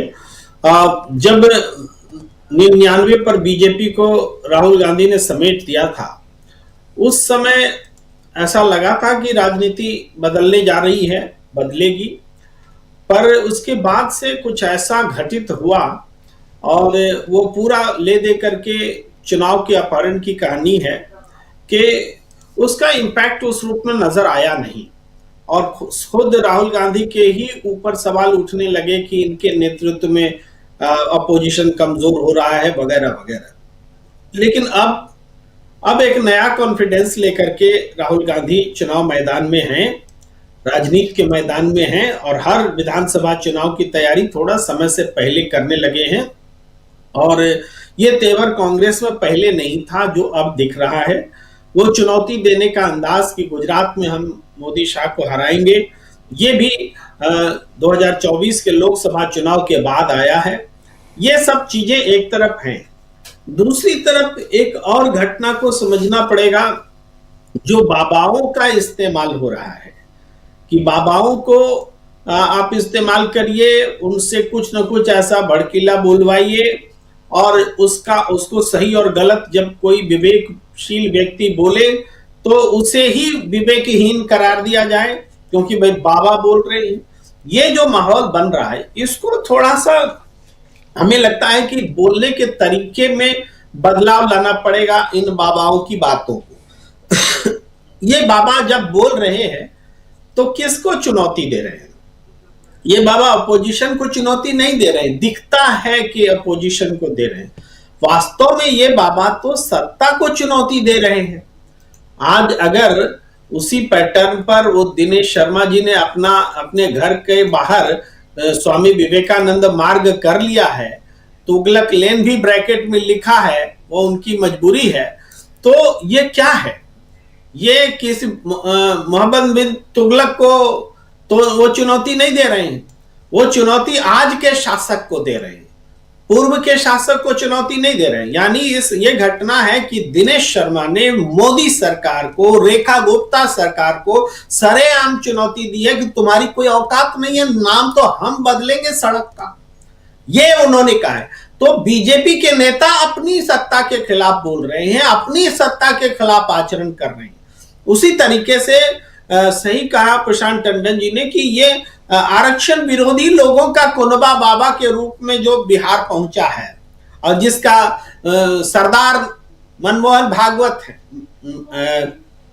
आरएसएस प्रमुख मोहन भागवत है। हाँ, तो मोहन भागवत जो सरदार है, अब पहले से अपनी सरदारी करके अपनी गठबंधन को नुकसान पहुंचा चुके हैं। इस बार उन्होंने मोड जो है अलग कर लिया है, तरीका बदल दिया है। अब ये धीरेन्द्र शास्त्री जैसे लोग दूसरे को बताएंगे कि हिंदू राष्ट्र क्या होता है। अरे तुम्हारी उम्र तो 25-26 साल है, कितने बोलने वाले चले गए हिंदू राष्ट्र, क्योंकि हिंदू राष्ट्र जैसी चीज जो है वो हिंदुस्तान के इसमें जो है रच बस चुके। हिंदू राष्ट्र हो या कोई भी, सर्वधर्म समभाव में सब लोग यकीन करते हैं। और हिंदू राष्ट्र बोलना भारत के संविधान के प्रतिद्रोह है, क्योंकि हमारा संविधान कोई धर्म के आधार पर राष्ट्र की वकालत ही नहीं करता, न होने देना चाहता। तो ये हिंदू राष्ट्र बोलना भी मोदी सरकार की को चुनौती है कि आपकी सरकार में हम संविधान नहीं मानेंगे, ये वो कह रहे हैं। क्या ये बाबा ये मोदी सरकार को नहीं मानते हैं? ऐलान करिए। हमें अब बोलने का ये तरीका रखना कि ये जो हिंदू राष्ट्र बोल रहे हैं बाबा, ये हिंदुओं के लिए नहीं बोल रहे हैं, ये अपने लिए बोल रहे हैं और मोदी सरकार से लड़ रहे हैं, वहां पर अपनी पोजीशनिंग पाने के लिए लड़ रहे हैं। जितना ज्यादा हम इस बात को इंडोर्स करेंगे और हम इस बात को आगे बढ़ाएंगे, वो तबका जो संविधान विरोधी है और बीजेपी जिसको शरण देती है, उनके बीच में वो पॉपुलैरिटी पाना चाहते हैं। लेकिन वास्तव में आप संविधान की शपथ लेकर के सरकार चला रहे हैं और आपके खिलाफ ये शक्तियां गोलबंद हैं। ये राहुल गांधी के खिलाफ गोलबंद नहीं है, ये दिखता है। ये हम कहना चाहते हैं, बस बोलने का तरीका थोड़ा सा डिफरेंट है। मगर ये जो बाबा है, ये बाबा किसी के नहीं है, हिंदुओं के भी नहीं है, देश के भी नहीं है। ये बाबा दरअसल साधु संत की परिभाषा में भी नहीं आते हैं। जो परंपरागत रूप से साधु संत हैं, वो उसमें तो ये लोग बाबा फिट भी नहीं बैठते। ये तो जादू चमत्कार करते हैं, ये कुछ से कुछ पर्ची देख करके किस्मत बताते हैं। अरे पर्ची देख करके बता दो ना किस साल किस तारीख को हिंदू राष्ट्र होगा, काहे इतना परिश्रम कर रहे हो? बता दो पर्ची देख करके किस दिन हिंदू राष्ट्र हो जाएगा। तो पता कुछ है नहीं इन लोगों को, लेकिन आंखों में धूल झोंकना यही इनका काम है। पर हम ये कह रहे हैं कि जो राजनीति चल रही है, उस राजनीति को भरमाने के लिए इनका दुरुपयोग हो रहा है। ये भी एक चैलेंज है अपोजिशन के सामने। इस चैलेंज को भी मीट करना पड़ता है। इसमें उत्तर दक्षिण की भी बात आ जाती है, इसमें संघीय संरचना की भी बात आ जाती है। राज्यों को एक साथ लेके चले कि उत्तर और दक्षिण में बांट दें, चूंकि बीजेपी को दक्षिण में वोट नहीं मिलता है, तो क्या दक्षिण को दुत्कार दिया जाए? ये पॉलिटिक्स को हम आगे बढ़ने देंगे क्या? इसकी ये चुनौती भी राहुल गांधी को ही संभालनी है, अपोजिशन में है वो। लेकिन बीजेपी के लिए बड़ा आसान है, दक्षिण को छोड़ दो, दक्षिण तो हमें वोट देता नहीं है, तो हम उत्तर को लेके चलेंगे और उत्तर दक्षिण को लड़ाएंगे। अरे किस समय में ये उत्तर दक्षिण करने वाले लोग हिंदी अहिंदी करने वाले लोग नहीं थे, लेकिन हर समय कांग्रेस ने ऐसी शक्तियों को एक तरह से समतल कर दिया, कभी ऊंचा उठने नहीं दिया और देश को एकजुट रखा। आज जितना विभाजनकारी शक्तियां देश में सक्रिय हैं, इससे पहले नहीं थी। देखिए आप याद कीजिए, हर किसी का योगदान रहा। भाई कभी हमने सिक्किम को अपने में मिलाया, कभी हमने अरुणाचल प्रदेश बनाया, कभी उससे पहले हमने गोवा को अपने में मिलाया। हर समय हमने कुछ न कुछ जोड़ा है। लेकिन आज की सरकार तो कुछ जोड़ती ही नहीं है, केवल तोड़ने की बात करती है। तो ये क्या है? ये बताता है कि अतीत में कांग्रेस का की जो विरासत है, वो विरासत पूरे देश को उत्तर दक्षिण पूरब पश्चिम सबको जोड़कर चलने की रही है। और आज जो राजनीति पैदा की जा रही है, वो इसको तोड़ने की रही है। किसी तरीके से इनको 272 का आंकड़ा चाहिए, इसके लिए देश भाड़ में जाए, उत्तर दक्षिण करे, हिंदू मुसलमान करे, कुछ भी करे, केवल आंकड़े चाहिए। तो लोकतंत्र क्या केवल संसदीय चुनाव में आंकड़े पाने का नाम है? क्या इसी को लोकतंत्र कहते हैं? लोकतंत्र तो पूरी 24 घंटे 12 महीने सबके लिए समान अवसर, हर किसी अन्याय के खिलाफ ये एक तरह का समा बांधना, देश में संविधान के अनुसार चलना, ये लोकतंत्र है। इस बारीकी को दिखा रहे हैं। हमें लगता है कि ऑपोजिशन बहुत मेहनत कर रहा है और सफल भी हो रहा है। जी राजीव जी बहुत इंपॉर्टेंट बातें आप यहाँ रख रहे थे। जरा प्रशांत जी आपके पास आना चाहता हूँ। प्रशांत जी, एक बहुत इंपॉर्टेंट बात, बाबाओं की एंट्री करा के कौन सी राजनीति करना चाहती है बीजेपी, ये बहुत इंपॉर्टेंट है। और एक साथ इतने बाबाओं को बिहार में छोड़ देना। देखिए राजीव जी, जब 2014 का लोकसभा का चुनाव हो रहा था तब इस पे मैंने लिखा भी था कि गुजरात में, उत्तर प्रदेश में, सब जगह इधर तो अन्ना आंदोलन चल रहा था और ये तमाम सारे जो बाबा हैं इनको आरएसएस ने लगा दिया था। ये तमाम कथा के प्रोग्राम बड़े बड़े पंडाल लगा के कर रहे थे। तब इनके पास इतने पैसे नहीं थे, आज ये बहुत पैसे वाले हैं सब, तब इतने पैसे नहीं थे और इनको 50-50, 60-60, 100-100 करोड़ रुपए का जो है पंडाल लगा लगा के लोगों के महीनों कार्यक्रम चलाए गए। 6 महीने पहले रामदेव, श्री रविशंकर, जितने इस तरीके के कथावाचक बाबा टाइप के लोग हैं, ये 6 महीने पहले लगा दिए गए थे। इन बाबाओं पे चर्चा करने से पहले सबसे बहुत महत्वपूर्ण बात है कि ये हिंदू राष्ट्र, जो अभी प्रेम कुमार जी कह रहे थे, ये हिंदू राष्ट्र क्या है? ये हिंदू राष्ट्र मूलतः सवर्ण राज है। हिंदू राष्ट्र मूलतः मनुस्मृति राज है। इसमें सामाजिक न्याय और बराबरी का कोई सिद्धांत है ही नहीं। ये उसी अवधारणा को मानता है कि यह छूत है, ये फलाना जाति है, ये ढिमाका जाति, इनको ये काम करना, इनको ये काम नहीं करना। नरेंद्र मोदी जी ने अपनी किताब लिखी थी, वो किताब उपलब्ध नहीं, उसमें उन्होंने इस बात को भी रेखांकित किया था कि कैसे मैला ढोने वालों को जो है वो निर्वाह प्राप्त होता है उस काम में। तो ये सामाजिक न्याय के लोग नहीं है। इसीलिए आप देखिए कि लोकसभा इलेक्शन से पहले इनको ये गुमान था कि 300 पार ये हो रहे हैं, तो इन्होंने संविधान को खत्म करने की बात करना शुरू किया था। वो टेस्ट बलून थे जो इनको सही डेटा उन्होंने नहीं दिया।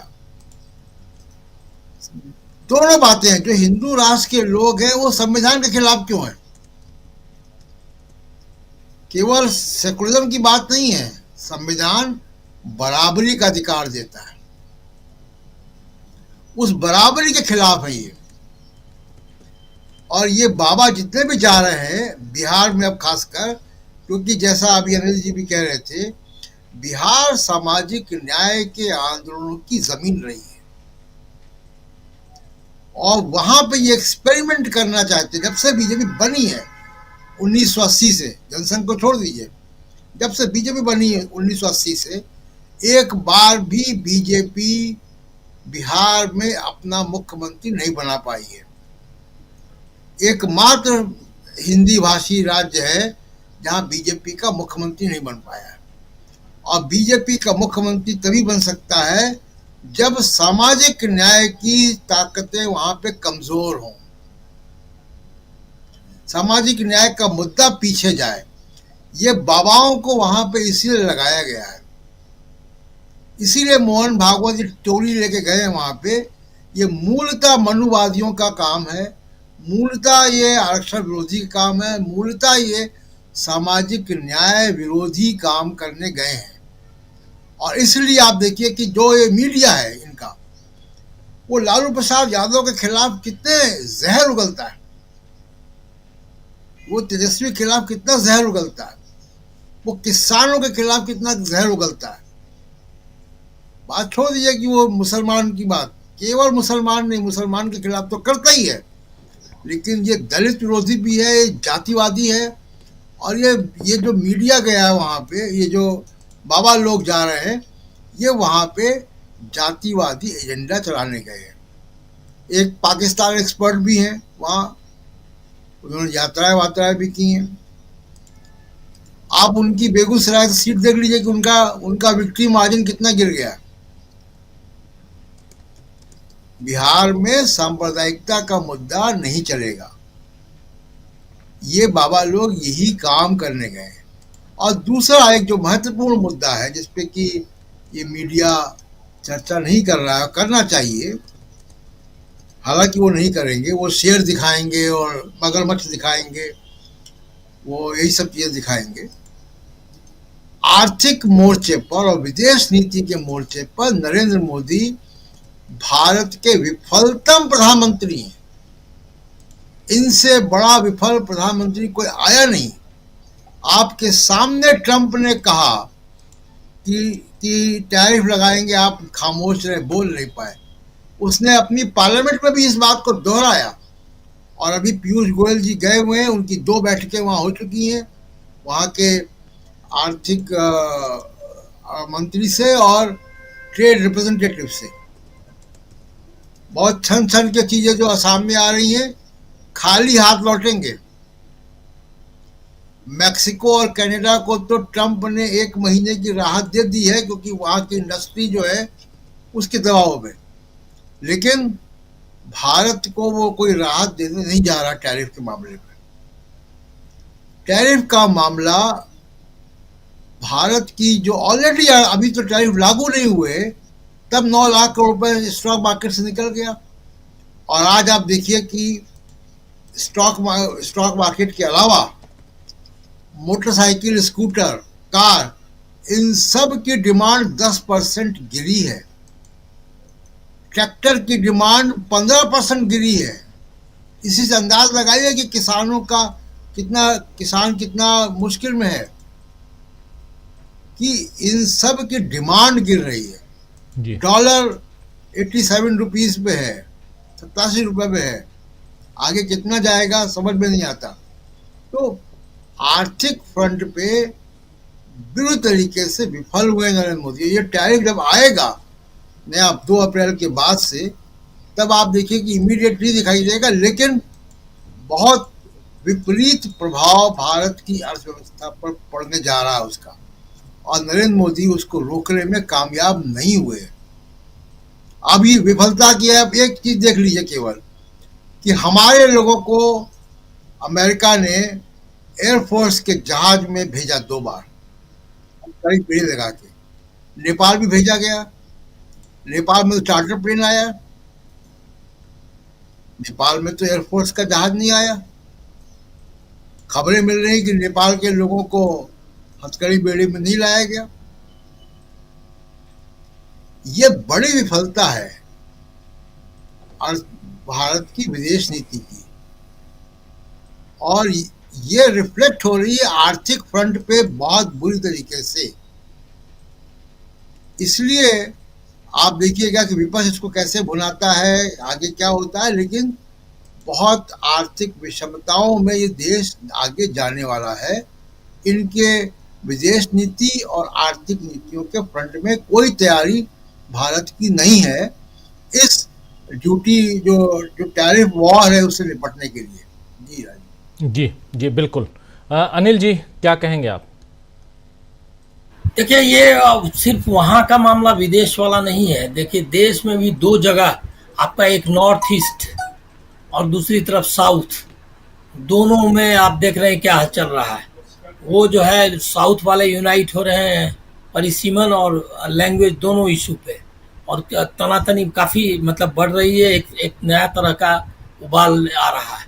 अच्छा, वहाँ इनकी कोशिश बहुत कर रहे हैं वहाँ मणिपुर में कि वो जो है लोग जाए आए, और उधर जो कुकी के इलाके, लेकिन कुकी वालों ने मना कर दिया है कि यहाँ मैतेई के लोगों को आने जाने के लिए नहीं। मतलब एक तरह का जो डिवीज़न था वहाँ इम्फाल घाटी में और उसके बाहर बाकी इलाकों में, उससे अलग इलाकों में, वो एकदम पूरा मतलब अभी तक उतना ही है। और वो हथियार वाला है, हथियार अभी भी काफ़ी हथियार बाहर है, और उसकी डेडलाइन पता नहीं कब ख़त्म हो रही है, लेकिन वो वापस नहीं आए। तो आप समझ लीजिए कि आप चाहे आप एक तरफ ईस्ट हो गया, दूसरी तरफ साउथ है, नॉर्थ, दोनों देख लीजिए कि क्या स्थिति है। तो ये जो है आपका सिचुएशन है इनका। अब है क्या कि इनके पास क्या है, अब वहाँ देखिए बेइज्जत होकर के जो आए जयशंकर, वहाँ जिस तरह से आकर के सामने में किया, ये बहुत बड़ी एक डिप्लोमेटिक फेलियर है। इनका कोई मतलब इनको उतना भी नहीं मिला कि इनकी कम से कम इज्जत रह जाए कि दूर से वो सामने में वो आकर के इतना नज़दीक से सब कुछ कर गया। तो और उसका जवाब मतलब उसके एवज में जो काट निकाला कि पीओके को हम खाली करो टाइप का, उसका तुरंत नतीजा है सब अभी डिमांड कर रहा है कि चाइना के बारे में क्यों नहीं बोला। और लोग यहाँ तो एक हमारे एक मित्र ने किया है कि ट्वीट कि अगर शिवाजी के बारे में का नाम लेते हो तो बहादुरी दिखाओ चीन के ये खाली करके, शिवाजी का सिर्फ नाम लेने से कैसे होगा। तो वो जो है, तो ये आप देखिएगा कि ये जो डिविसिव एजेंडा भी है इनका, वो भी अब उसका जो अपील उसकी, अब वहाँ क्या करेंगे, साउथ में इनकी कोशिश है कि वहाँ भी जो है हिंदू राष्ट्र वाला आइडिया, मतलब संघ, मतलब कम्युनलिज्म का एक माहौल क्रिएट करें। और वो जो वहाँ जो लंबे समय से एक सामाजिक न्याय और क्या कहते हैं मनुवाद के विरोध का, ब्राह्मणवाद के विरोध की जो एक परंपरा है उससे टकरा रहे हैं। अब देखिए इनका टारगेट सब क्या क्या है। और आप जानते ही होंगे कि इकोनॉमिस्ट ने जो 2047 का जो इनका एजेंडा है उसके बारे में बता दिया है कि आप इस तरह से नहीं मतलब पहुंच सकते वहाँ। ये आपका जो सपना है विकसित भारत वाला, उसका क्या है, उसमें कमजोरी तो चारों तरफ से घिरा हुआ है। इसमें है क्या कि इसमें जो रोल मीडिया को निभाना चाहिए था कि लोगों की आंख की पट्टी खोल दे उसको सामने। वो अभी भी देखिए कि सुबह से शाम तक एक ही एजेंडा है, हिंदू और मुस्लिम, और कहीं कहीं से ढूंढ के ले आता है कोई न कोई खबर और उसके बाद उस पर चालू हो जाता है, और एकदम मतलब बेशर्मी की हद तक है। ये हमको लग रहा है कि इस पर काफ़ी मतलब लोगों को सोचना चाहिए कि इसको कैसे दुरुस्त किया जाए। हम मेरे ख्याल में अभी जो आरएसएस है या बीजेपी, उसके तंत्र से, चुनाव के तंत्र से जूझिए, लेकिन उससे भी ज़्यादा महत्वपूर्ण है कि ये मीडिया का जो तंत्र है उससे लोग इस दो हाथ करें। इस पर अटैक होना बहुत ज़रूरी है, क्योंकि ये कोई बात को किसी भी तरीके से आने ही नहीं दे रहा है। मैंने जैसे आपको बताया कि धारावी में राहुल गांधी है, इतनी बड़ी परिघटना है और ये अखबारों में उसको नदारद कर दिया और कुछ से कुछ अंत किसके स्टेटमेंट और क्या क्या अपना सब जारी रखा। तो ये बहुत इम्पोर्टेंट है। और उसमें जो स्टेक है ये भी होना चाहिए कि मीडिया में जो क्रॉस मीडिया ओनरशिप है ये सब के बारे में, मतलब पूरा मीडिया में हमको लग रहा है कि उसका इकोनॉमिक रीस्ट्रक्चरिंग का भी डिमांड हम लोग करना चाहिए कि जिसमें मोनोपोली क्रिएट ना हो। और दूसरा है क्या कि जिनके कॉन्फ्लिक्ट ऑफ इंटरेस्ट है, खदान ले रहा है तो वो मीडिया खदान पर कौन सी खबर चलाएगा। तो ये जो खदान लेने वाला सब मीडिया है का ओनर्स है, उसको तुरंत जो है तो इस पर होना चाहिए, हम लोगों को मुहिम चलाना चाहिए कि खबर कैसे दे सकता है जब वो खुद ही पार्टी है। तो जो कॉन्फ्लिक्ट ऑफ इंटरेस्ट है जुडिशरी में, मीडिया में और बाकी जगह, इसके भी बारे में बात होनी चाहिए। हमको लग रहा है क्या कि राहुल गांधी को अपनी पॉलिटिक्स को और थोड़ा एक्सपेंड करना पड़ेगा अब नए जो सिचुएशंस हैं उसके मुताबिक। जी बिल्कुल बिल्कुल, राहुल गांधी को और थोड़ी सी ताकत और लगानी पड़ेगी। अमलेंदु उपाध्याय जी। निश्चित तौर पर राजीव जी, राहुल गांधी को अपनी ताकत और लगानी पड़ेगी। और दूसरा ये कि इस पे भी ताकत लगानी पड़ेगी कि परसेंटेज ऑफ वोट, मतलब जो शेयर है कांग्रेस का, वो बढ़े पूरे देश में। और वो किस तरीके से बढ़े, इस पर राहुल गांधी को काम करना होगा। राहुल गांधी से ज्यादा काम उनकी नीचे की लीडरशिप को करना होगा। और ये भी देखना होगा राजीव जी कि आप जिन लोगों को जिम्मेदारियां सौंप रहे हैं वो कौन लोग हैं और किस हद तक जाएंगे। अब देखिए, अब वो जीतू पटवारी वहां के प्रदेश अध्यक्ष बनाए गए हैं मध्य प्रदेश के, जो बहुत काम भी कर रहे थे, लेकिन उन्होंने अपने सारे काम पर एक ट्वीट के जरिए सब गुड़ गोबर कर लिया कि कुमार विश्वास को बताया कि सबसे ज्यादा लोकप्रिय कवि और उनके अभिन्न मित्र। तो भाई, जिस व्यक्ति ने राहुल गांधी को पप्पू नाम दिया और जो व्यक्ति लगातार जहर उगलता रहता है, अभी उसने तमाम बातें कही, वो आपका अभिन्न मित्र कैसे हो गया। तो ऐसे अब ये सफाई भी करनी पड़ेगी राहुल गांधी को कि ठीक है संघर्षशील है, लेकिन संघर्षशील के साथ साथ आपकी कमजोरियां कहाँ पे हैं। तो ये सारी चीजें भी कांग्रेस को अपनी मतलब देखनी पड़ेंगी कि लोग वैचारिक तौर पे मजबूत हों और उनकी एक ट्रेनिंग भी हो। खासतौर से नेताओं की ट्रेनिंग बहुत जरूरी है, कांग्रेस के नेताओं की। कार्यकर्ताओं की तो होती रहेगी, बाद में नेता जब हो जाएंगे ट्रेनिंग तो कार्यकर्ता भी हो जाएंगे। लेकिन अगर नेता ही आपके उस पर नहीं है, जैसे कल वो हेमंत कुमार जी अपने अथियों बता रहे थे कि बिहार के जो अध्यक्ष हैं अखिलेश प्रसाद सिंह, वो जाने क्या क्या कह रहे थे कि मैं किस जाति में पैदा हुआ हूँ, आप लोग तो बहुत अच्छे हैं और मुझे जो साहब देना पड़ता कि सर्टिफिकेट देकर अगर मुझे बदलने की होती तो मैं बदल लेता, इस तरह की बातें। तो यानी जो राहुल गांधी का एजेंडा है उसको आपके जो प्रदेशों की जिनके ऊपर जिम्मेदारियां हैं वही लोग उसको नहीं कर रहे हैं, तो कैसे आप बात आगे बनेगी। तो संगठन पर मुझे लगता है बहुत ज्यादा ध्यान देना होगा, जो शायद दे भी रहे हैं। चीजें बदल रही हैं धीरे धीरे, बहुत सारी चीजें बदलेंगी क्योंकि लगभग आधे से ज्यादा ओवरहालिंग उनकी राष्ट्रीय कमेटी जो उसकी हो चुकी है, नए लोग बनाए गए हैं, समाये हैं, और जो लोग बनाए गए हैं वो अधिकांश जो है वो राहुल गांधी के एजेंडे से सहमत लोग हैं। तो ये अब ध्यान जो है वो देना पड़ेगा कि जो पदाधिकारी हो या जिनके ऊपर जिम्मेदारियां दी जाएं कांग्रेस को बनाने की, वो वैचारिक तौर पर भी मजबूत हो, और अगर नहीं है और संघर्षशील है, आपको लगता है कि ये कर सकते हैं, तो उनकी ट्रेनिंग खास तौर पे जरूर होगी। भाई पहले समझ लो कि कांग्रेस क्या है और राहुल गांधी आखिर चाहते क्या है, आपको करना क्या है। मुझे लगता है राजीव जी एक बड़ी जिम्मेदारी है, उसको राहुल गांधी को इस तरफ शायद ध्यान देना चाहिए। बाकी वो अपने पार्टी के मालिक हैं, कुछ भी करें, कोई सलाह कोई क्यों दे, हम भी सलाह कोई क्यों दें, तो हम कोई सलाह देने वाले तो है नहीं।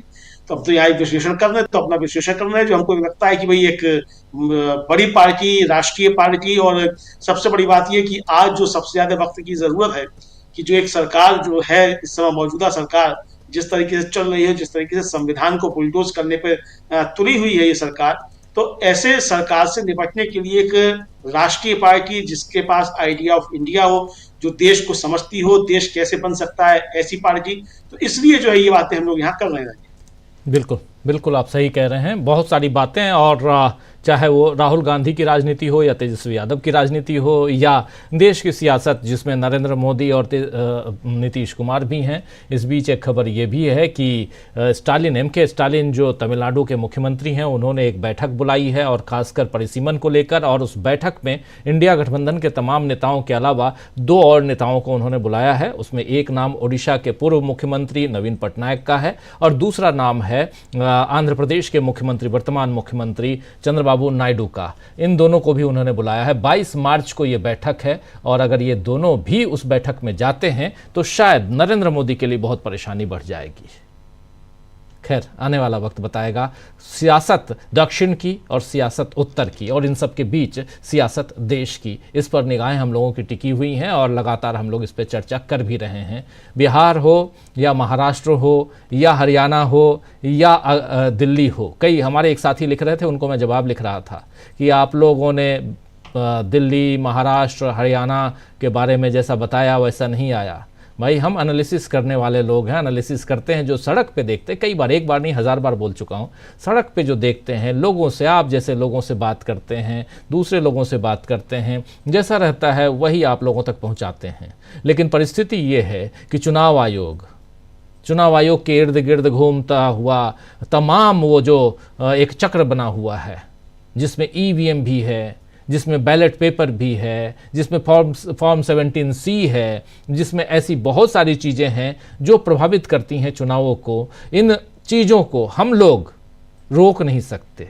इसके लिए राजनीतिक दलों को, समाज सेवी संस्थाओं को, इन लोगों को आगे आना होगा। जैसे ADR, वो भी NGO है, एसोसिएशन फॉर डेमोक्रेटिक रिफॉर्म्स, और वो इस पर लगातार काम कर रहा है। ऐसे ही और भी सारे NGOs को और बहुत सारी पॉलिटिकल पार्टीज, खासकर जो विपक्षी दल हैं, उनको एकजुट होना होगा। थोड़ा सा आप दिखते हैं जब चुनाव बीतता है, जाते हैं, एक ज्ञापन सौंपते हैं, फिर चले आते हैं। आप एक नहीं 1000 बार जाइए ना सुप्रीम कोर्ट में, एक बार आपकी याचिका नहीं लगती है, याचिका को खारिज कर दिया जाता है, फिर लेके जाइए, क्या होगा, ज़्यादा से ज़्यादा 2-4 फाइन लगा देंगे। लेकिन जाइए तो, उसके बाद सड़क पे तो आइए। लेकिन कितना हो रहा है, ज़रा सोचिए इन चीज़ों पे, उसके बाद हमारे ऊपर, हम तो बैठे हैं, चूंकि मीडिया है और हमारी इच्छा यही है और हम काम कर भी रहे हैं, अपना फर्ज निभा रहे हैं। हमारी इच्छा यही है कि जो जैसा है वो आप तक पहुंचाएं। वही पहुंचाने के चक्कर में कई बार हम लोग गलत कर बैठते हैं। इसलिए गलत कर बैठते हैं क्योंकि चुनाव आयोग कविताएं सुना सुना के आपको और आप जैसे तमाम लोगों को प्रभावित कर लेता है। फिर आपको लगता है कि नहीं, डीबी लाइव गलत था और आप सही थे। ऐसा नहीं है। हरियाणा के चुनाव में भी दिख रहा था। लेकिन दूसरी जगह एक साथी हमारे 2 दिन पहले ये भी लिख रहे थे कि आप लोगों ने हरियाणा के चुनाव के समय, जबकि चुनाव आयोग की गलतियां थी, तो राहुल गांधी को क्यों कोस रहे थे आप? आज भी कोसते हैं हम। इंडिया गठबंधन को आज भी जिस मजबूती के साथ कुछ मसले पे, जब आप जान रहे हैं कि चुनाव में पारदर्शिता की कमी है, ट्रांसपेरेंसी नहीं है, तो इस पे आप आंदोलन क्यों नहीं खड़ा कर पाए अभी तक? यह सवाल आज भी है। तो बहुत सारे सवाल हैं, इन सवालों का जवाब आप भी खोजिए। लिखने से पहले जरा सोचिए कि क्या आप सही लिख रहे हैं। हम तो बहुत ही संजीदगी के साथ आपके कमेंट्स पढ़ते हैं और जो लोग शब्दों की मर्यादा का उल्लंघन उस ढंग से कर देते हैं कि मुझे ब्लॉक करना पड़ता है, उनको मैं ब्लॉक कर देता हूं। उनको ऐसा ब्लॉक करता हूं कि उनको फिर अपनी दूसरी आईडी बना के ही आना पड़ता है, और आते भी हैं। कुछ ऐसे साथी भी हैं जो आते हैं। चलिए आइए, आपका स्वागत है। हम नहीं चाहते, ये लोकतांत्रिक देश है यहाँ, और सबसे बड़ी चीज़ कि संविधान के आर्टिकल 14 से आर्टिकल 22 तक और खासकर 21, ये सब 19, ये सब जो आर्टिकल्स हैं, ये आपको वो अधिकार देते हैं कि आप आइए, सुनिए, अपने विचार रखिए, लेकिन शब्दों की मर्यादा का पालन भी कीजिए। चलिए इन सब पे बात और करेंगे हम, लेकिन आज इस कार्यक्रम को यहीं समाप्त करने की इजाज़त चाहता हूं। बहुत बहुत शुक्रिया। समाप्त करने से पहले प्रशांत टंडन जी आपका, अनिल सिन्हा जी आपका, प्रेम कुमार जी आपका भी बहुत शुक्रिया, और अमलेंदु उपाध्याय जी साथ में जुड़े थे, सुनील शुक्ला जी, उनका भी बहुत बहुत शुक्रिया। आप तमाम साथी, अशोक शर्मा जी हैं हमारे साथ बने हुए, और टीवी लाइव रेडियो की बात लिख रहे हैं, डूइंग वेल। बहुत बहुत शुक्रिया अशोक शर्मा जी, बहुत शुक्रिया आपका। ज्योति जी बहुत शुक्रिया आपका। शिवानी सतदेवे जी हमारे साथ हैं, राय मोहन सिन्हा साहब हैं, और देश की सबसे बड़ी घातक नायडू नीतीश, उनको जनता कभी भी माफ़ नहीं करेगी, लिख रहे हैं। और जीत साहब हैं,